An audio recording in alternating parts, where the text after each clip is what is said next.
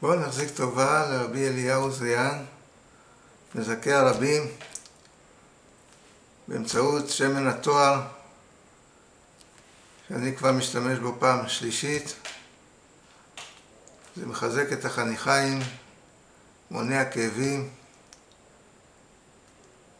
לפני שהתחלתי, הלכתי לרופא, הוא אמר לי, אכן יש בעיה באזור החניכיים, ויש בעיה בשן, הוא אמר אפילו צריך לעקור את השן.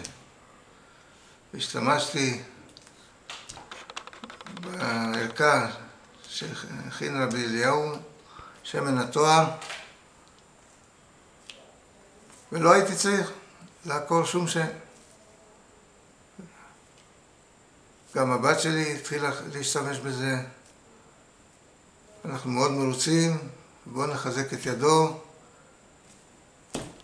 זה אחד מהדברים היפים והטובים שהוא עושה, עושה הרבה דברים אחרים. ידיו רב לו, וכל מי שישתמש בדבר הזה, רואה מזה רק ברכה ותועלת, שיבורך מפי עליון.